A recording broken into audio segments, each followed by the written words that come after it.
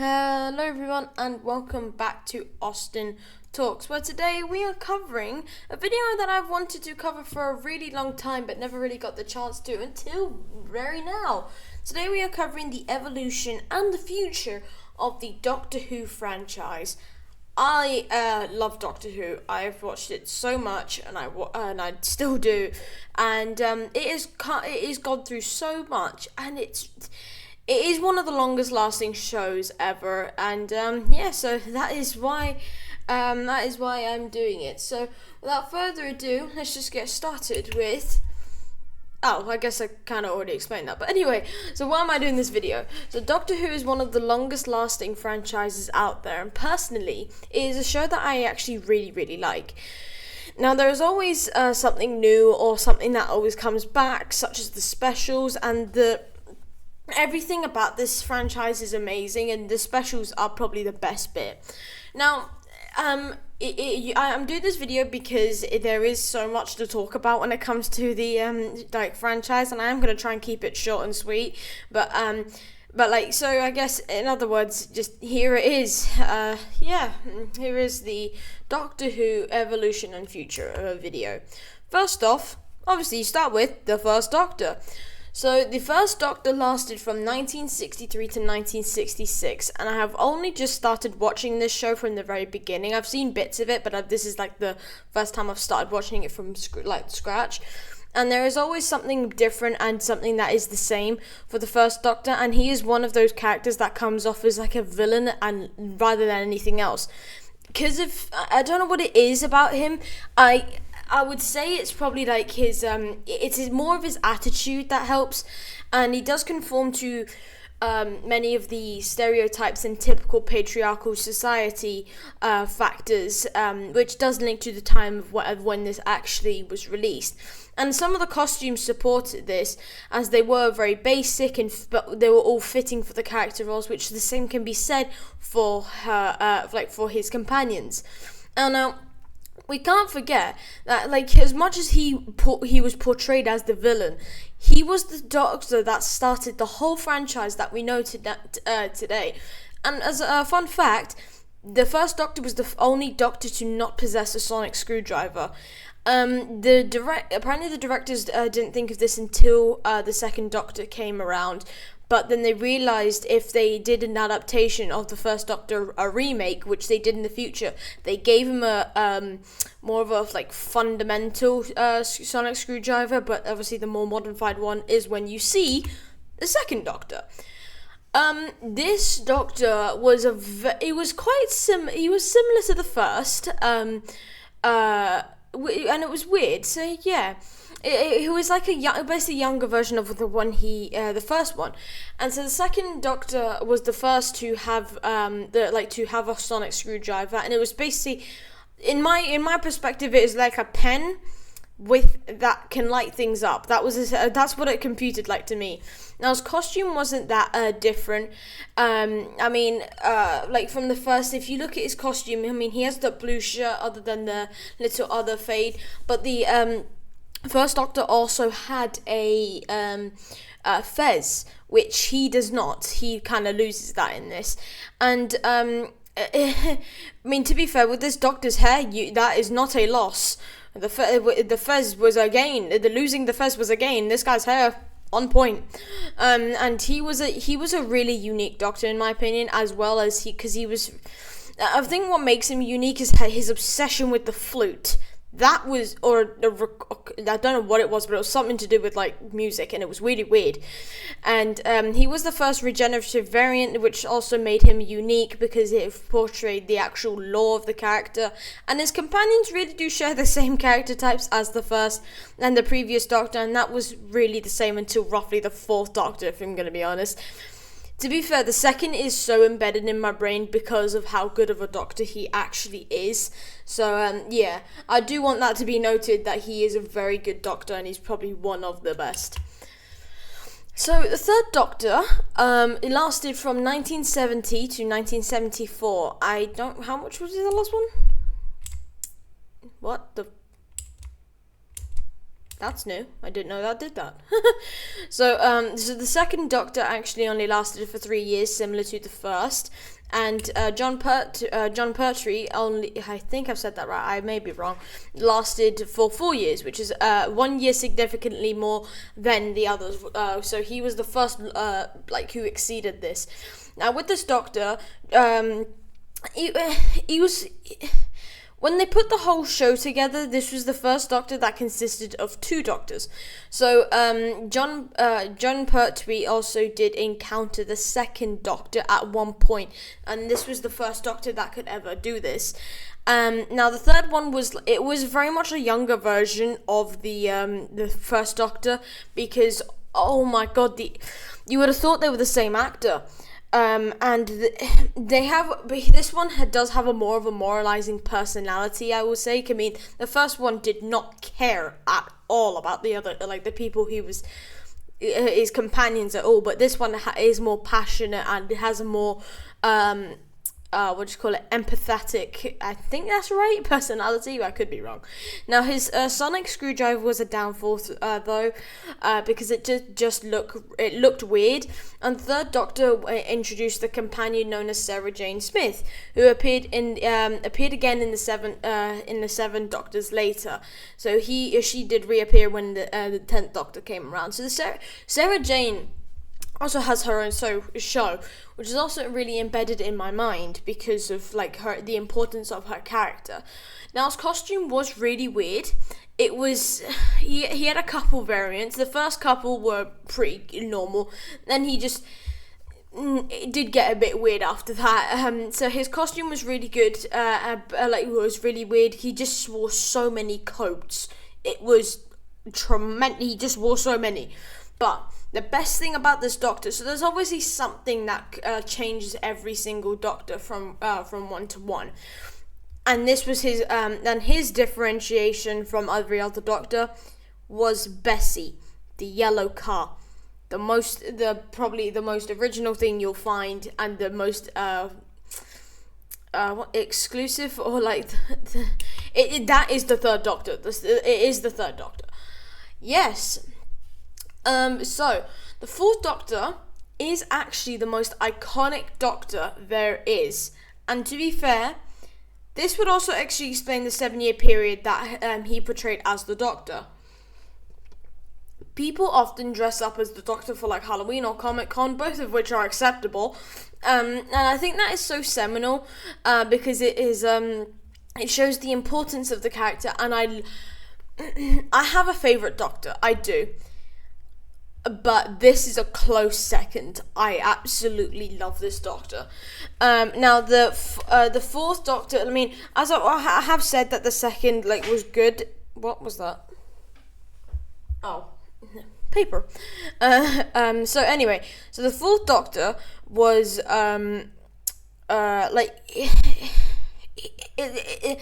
he's so different. And the second Doctor is a really good Doctor, and he was a good progression.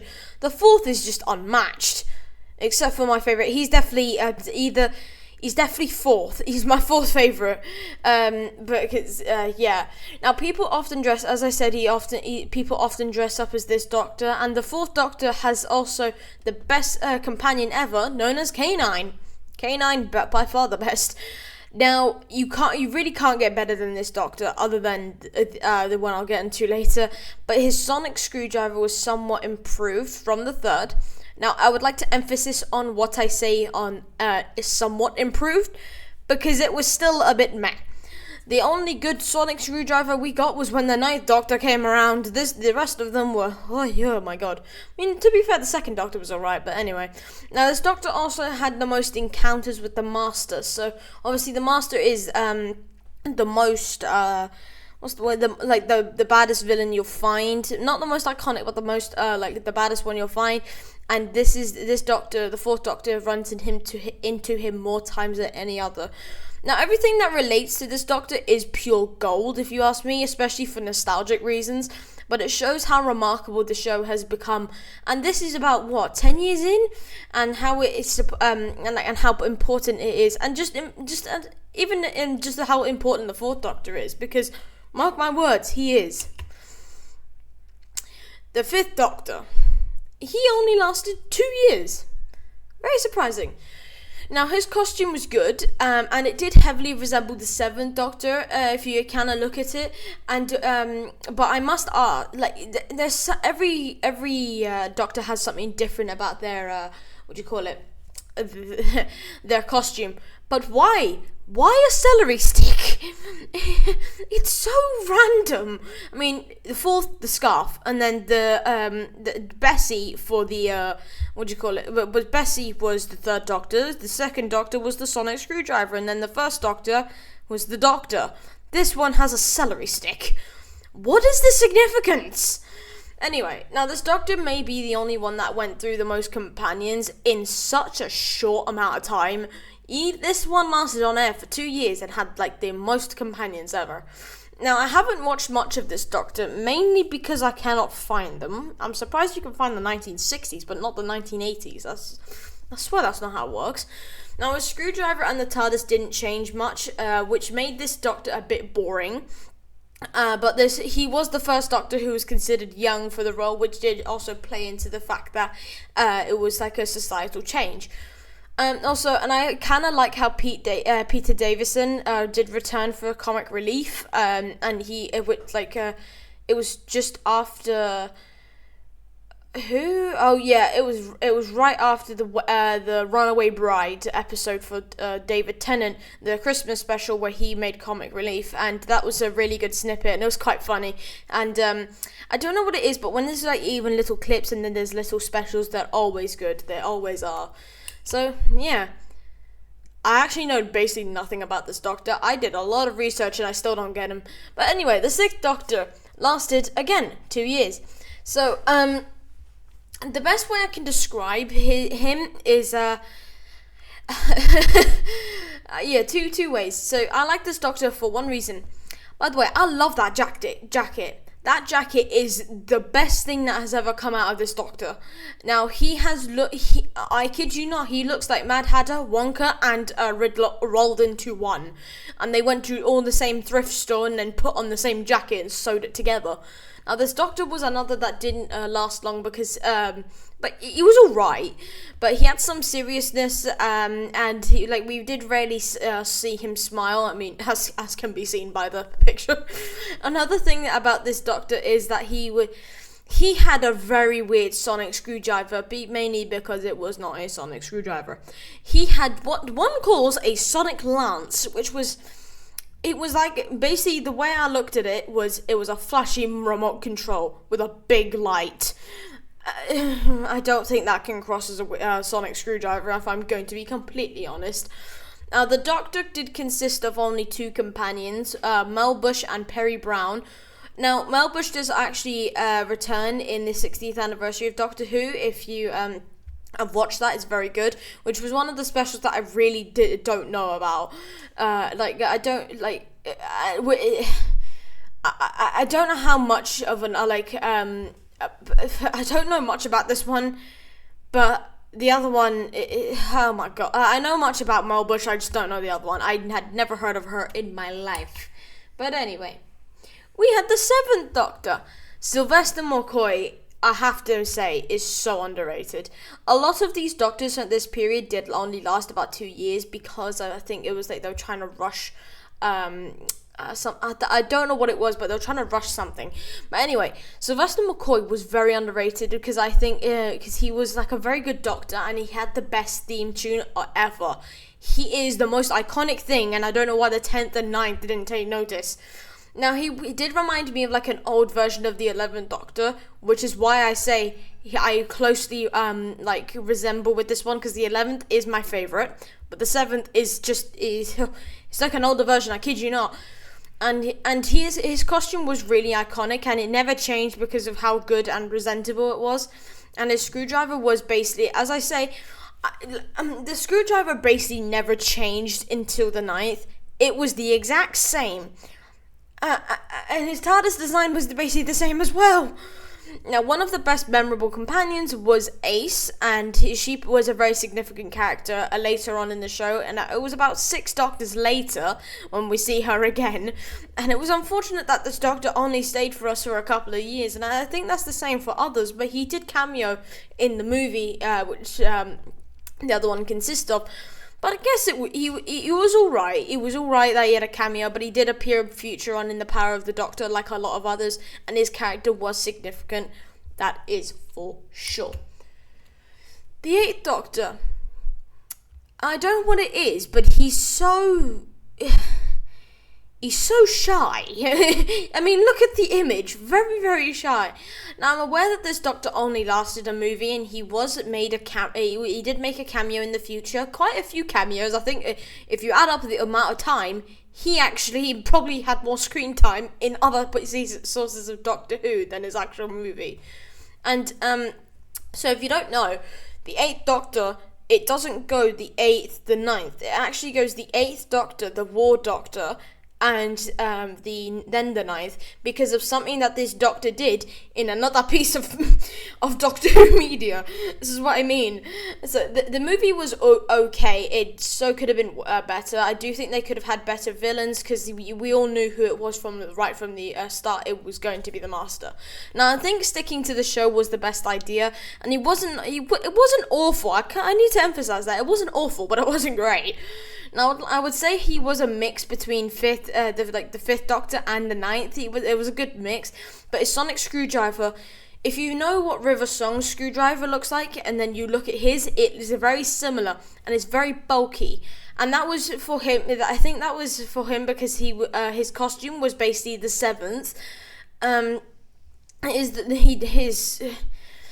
It was just so sophisticated. I don't know what it was about his costumes. It was like, I must be wearing stuff from the Victorian era. I cannot be seen with anything else. I don't know what it was about him. Now, his future appearances were good, and I would probably say it's better than the movie. And it did show that there was more than meets the eye with this Doctor, which was probably the best part. I do like I'd like a little bit of mystery, but you knew that was coming with the 8th Doctor as well. Yeah, the 9th Doctor lasted for a year, and he had a show. Now, I like Christopher Eccleston. Now, and obviously, he was just a really enthusiastic, and yes, you're acting, and I know the Doctor is actually supposed to be enthusiastic, but this was a bit much to me. Now, it was really weird, and this Doctor didn't last long, but it was a good introduction to the new Russell T Davies version of the Doctor Who, which is this one we still have today. Now, the introduction was new and revamped. Was a new and revamped version, and I definitely wouldn't say that it was the greatest Doctor. I mean, but he also wasn't the worst. That was obviously something that I had to say. He wasn't the worst, but he wasn't also the best. I mean, his drip and his costume was actually pretty good, and his sonic screwdriver was truly iconic, and obviously it was what resonated with the 10th Doctor, and this is when we had the change in sonic screwdriver and the good version. Now, I do think that there's some Doctors I'm like, okay, you really don't need him. The 9th Doctor is one that you do, because he set up the 10th Doctor, which is so iconic and stapled in my brain. And realistically, he isn't that bad. He was funny, and I kind of wish to see him with more companions, because he only had Rose, but I definitely think there could have been more. We move. The 10th Doctor. 5 years. He definitely could have been longer. Now, his introduction was a bit weird and flawed, but after his introduction was weird, and he was the golden character for so long, and it's so needed. Now, 2 things I like about this Doctor is he's so enthusiastic and funny, but he's so fierce. So realistically, in the Runaway Bride, he's funny towards Donna, but then when they meet this Spider-Woman, he reveals that he's from Gallifrey and that he's ashamed of it, but he's like, right, you know what, I'm gonna be the villain slash hero here, and I'ma beat you. That is fierce, and that is such good character development. But this was what I mean by this is he wasn't afraid to act like the villain, but he still shared the common kid-like curiosity of many others before him did. Probably should have read more, because that is perfectly what I was trying to say. Now, this Doctor, the screwdriver was the same as the one from before, the Ninth Doctor was still the same, but still iconic to this day, and he did have quite a few costumes, but he still rocked the classic brown coat and striped suit. Obviously, you can see the striped suit, but he also wore a brown coat. That really never changed, but it also always consisted of them. He did rock just the striped suit for a bit, but anyway. Now, how this Doctor had the best companions. So Martha, amazing. Martha's my favourite out of all of his companions. Rose, now, we obviously knew about Rose from the Ninth Doctor, but she was further developed, and I do like her ending. As much as it was sad, it was obviously character building. And by far, while Donna wasn't the best during her era, she was redeemed later on in the show, along with the 10th Doctor. I don't care what you say, the 14th Doctor is the 10th. No change, okay? He will be the same. Right, the 11th Doctor, my favourite Doctor of all time, Matt Smith, is unmatched. You cannot defeat him. He is the best. No word of a lie. 10th and 12th are close seconds. Maybe the 4th in there, but Matt is on top. No one can beat him. Now, I don't know what it was about this Doctor, it may have been his personality, but I liked him so much, and I liked everything about his his costumes, his screwdriver. I still have a screwdriver to this day. His companions were also great. I liked Amy and Rory. Okay, Clara was the better one though. She also did carry over to the 12th Doctor, which I think did make up the character as well. But it was something about her character that did play into the role of how the 11th and the 12th acted. Now, probably the best things about his theme is just so good. Oh my god, so good. Because it showed that after 11 generations, he was the best one. The show tells you this. The show tells you that he is the best. He has his own theme tune. Never mind the do. He has his own theme. Do. He is the best. Hands down, the best. The 12th Doctor. So 2014 to 2017. So he actually lasted the exact same amount of time as the 11th Doctor. And I love this Doctor for many reasons. And his Doctor is very peculiar, especially the change from Matt Smith to Peter Capaldi. I keep on saying that wrong because they are very different. And his screwdriver was more... it reminded me something out of Star Wars. I swear, if you pressed a button, it turned into a lightsaber. It was something really weird, and I love this style because it was very fitting for the character type. Because the phase, the phase where he used sunglasses was really weird, and he didn't even have a lot of companions either. But just the sunglasses was so off-brand. But everyone can rock a guitar. Everyone can. That is not unusual. The sunglasses, yes. But so the best companion, I know he crossed over to Claire, but I think the best, or Clara, the best one was from the 11th. But the 12th is Nard Doyle. Best one. Now, Bill had a good arc as a Cyberman, but Nard Doyle is just there and by far the best out of all of them. He's just... I love that actor as well. He's just there when you need him. Just there. The 13th Doctor. Absolutely amazing. Now, I actually haven't watched many of her episodes for one good reason. I was traumatized. Now, I watched the 13th Doctor for about 2 episodes because of the episode. So when I watched the episode about the spiders, it put me off for life. I didn't go back. I will. But I did see some clips here and there as well, and I did mainly skip that. However, I did go back when the Master did return, and the Master returned. Oh, that was an amazing arc. And I will say that was a very important Doctor moment, and she is a very important Doctor. I mean, she lasted for about 5 years, which is very consistent with every other important one. And she reminded me of a classic Matt Smith, and the characteristics were just on a whole nother level, but they were so good. Now, the power of the Doctor period, so that the last episode was the power of the Doctor, and it was so well put together. They referenced every other Doctor, which also did play into how important she is. I don't think some people understand how important her character is, and I will go and watch more of this when. I mean, to be fair, I watched that Spiders episode about 5 years ago, but I'm still not doing it. I will go and watch more of it, and when I get the chance, maybe when GCSEs are over. But from what I know, she is a great Doctor, and from what I've watched, she is an even better. Jodie Whittaker is a good actor, best option they had, but the 14th Doctor, also known as the 10th revamped, is also here. Love the 14th. I actually spent about across 2 days for this, and this was a definite blast from the past. But David Tennant has never looked better. The 14th Doctor was a great callback to the original, especially with the likes of Donna, and his character was very similar, but it was also different. We got the nostalgic feel of the 10th Doctor, but also a sense of originality. His regeneration scene was also amazing. And it's not like anything we've seen before. So he appeared in the final moments of The Power of a Doctor, and he did also.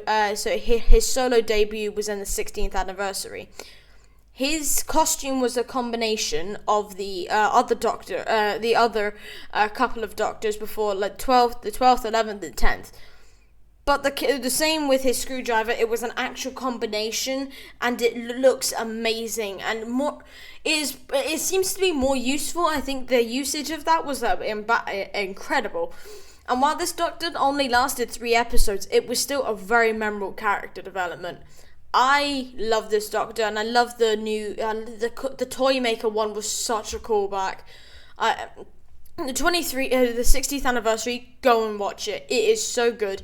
And the Wild Blue Yonder, that was weird. And kind of creepy if you ask. But the first episode and the third, absolutely amazing and mint. So, yeah. The other Doctors. Now, when I say about the other Doctors, I mean the Ward Doctor. Why don't things keep on falling? Second piece of paper. Anyway, I mean the War Doctor and the Fugitive Doctor is what I mean by the other Doctors. Now, I don't know much about how the Fugitive Doctor, as she did appear when the 13th Doctor was around. So I do not know much because I haven't watched up to that point. But when it comes to the War Doctor, I was gonna say something, but I now forgot it. No, but anyway, the War Doctor is one of the best interpretations because he is pure as a character and he is so flawed. It is unbelievable, and he is teased and then he properly introduced in the 50th anniversary. And his character, for those who don't know, is the Doctor after the 8th and the one before the 9th. So the in-betweener. People can get that joke. I had to be told it. Now, he was perfectly nostalgic because he had a similar screwdriver to the original second, and also his companion was Rose Tyler, but the Doomsday version. Everything linked up so perfectly well with this Doctor. Now, this character changed so much of the lore for Doctor Who, and I'm so thankful for it. It changed the trajectory to a very high level, and I think this was so necessary. And the War Doctor, as much as he needs to be he's not a character to be taken for granted. He is so meaningful in so many ways, and he's just amazing. Yeah, I wanted to talk about this because it is something you cover in GCSE media, and also it is very important. But yeah.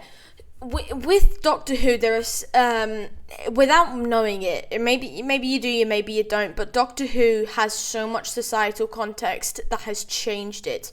So, since the franchise has started, there is no argument that there has been societal change because of the and there was a very much. And for the first few Doctors, especially up to that point, from the fourth, they were consistently like the old Doctors, because the fifth one was the first young actor that they got.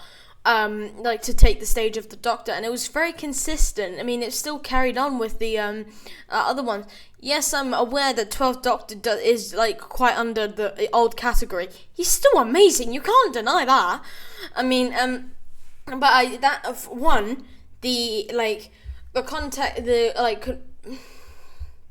context of like age has obviously been changed at that point. And also, this is further taken when in the 2018, the directors hired the first woman, Jodie Whittaker, as the 13th Doctor, and she was really, really good at playing the Doctor, like really good. And you see, that's another major point of societal change when they actually resorted to a separate, a different gender for the role, which shows. That's a major change. I mean, it's only taken, hang on, by that point it was 2018, so probably over 50 years for that. But the best part was that it was really well received. I mean, societal change doesn't necessarily mean that it will come with good press. I mean, some people mean like it's not good, but the 13th Doctor was really well received. And it did match the results of the 10th Doctor, which was considered the most successful. Now, so 2023, we are about 5 years later, where they employed the first coloured person as the Doctor. All of this, when it comes together, is a great example of societal change in how it is just one great ball of societal change. One example that shows change too.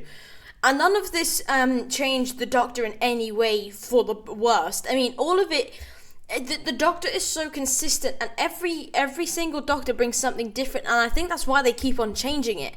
So in this sense, change is really good, not only for society, but also for entertainment. So I do think that as much as this all it contributes to society and how we see change now, it is also very good, and it's still entertaining. That will never take it away.